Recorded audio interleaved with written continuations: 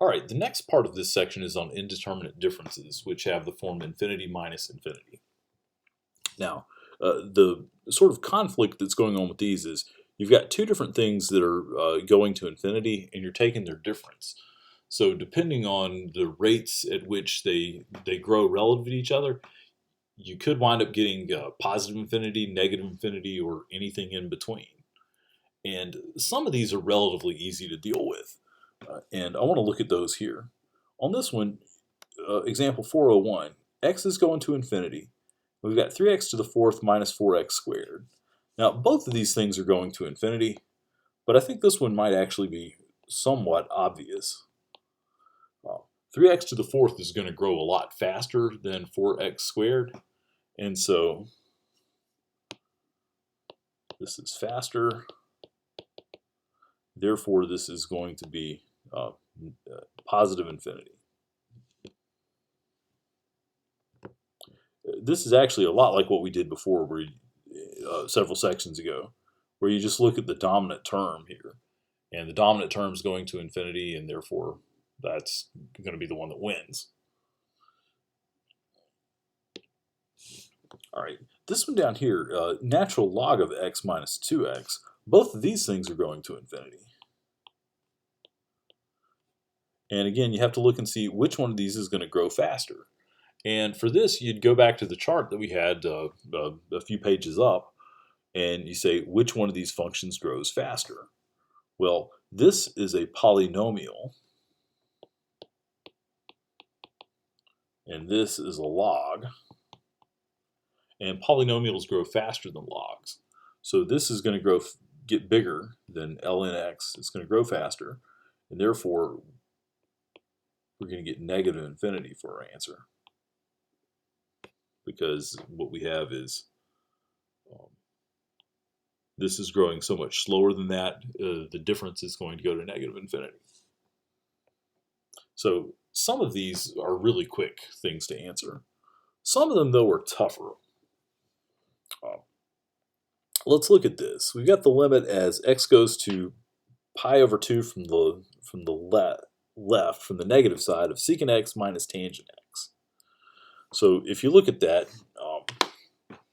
secant and tangent, they both have an asymptote at pi over 2.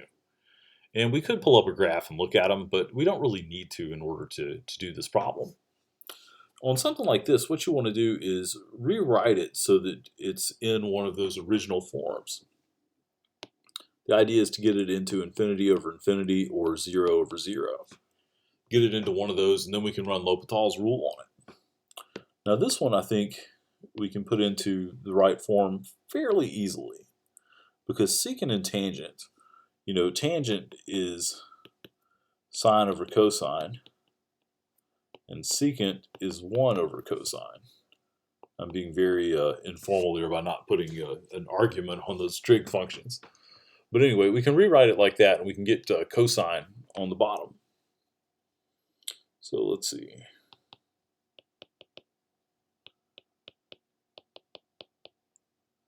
So x goes to pi over 2 from the left. Secant is 1 over cosine x. Tan is sine over cosine x.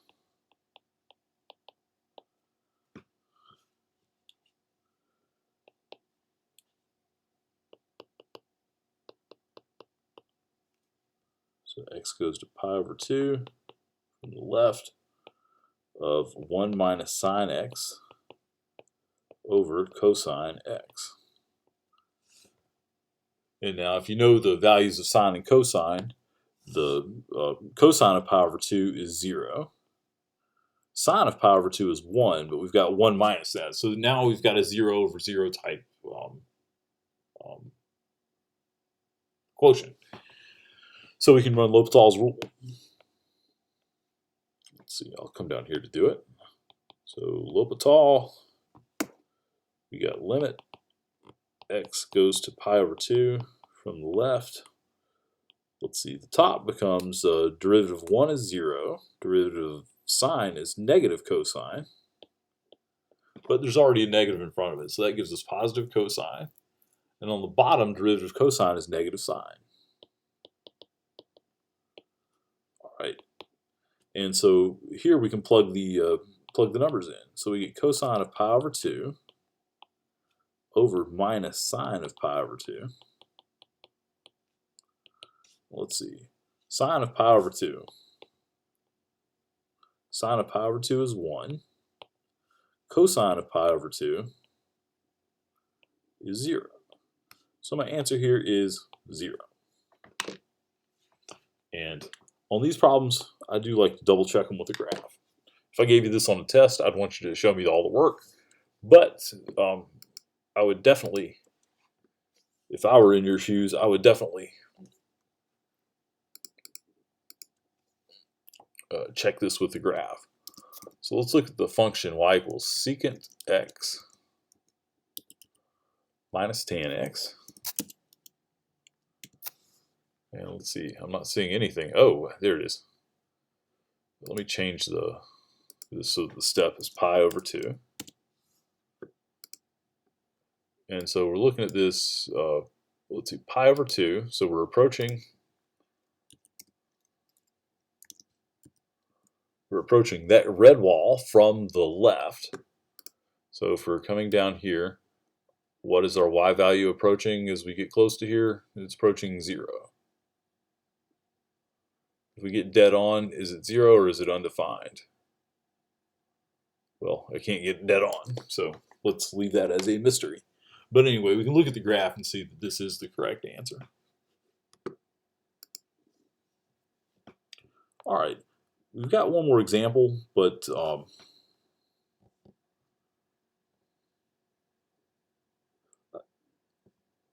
I'll go ahead and do this example in this video.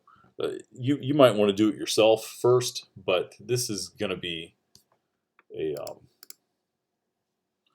this example works out much the same way. So you might want to pause the video and then check the answer against mine. But cosecant and cotangent, and x is going to 0. Cosecant and cotangent both have an asymptote at 0. So the plan here is to rewrite this as cosecant is 1 over sine.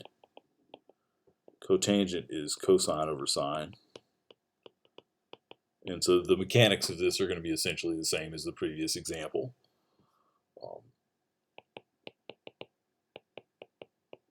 So you get 1 minus cosine x over sine x. Take the derivative.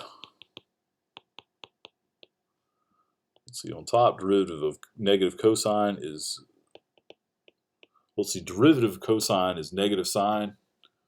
So we get a sine there. And on the bottom, derivative of sine is cosine. And you plug in the 0, sine of 0 over cosine 0 gives you 0 over 1, which is 0. All right. So that's it for indeterminate differences.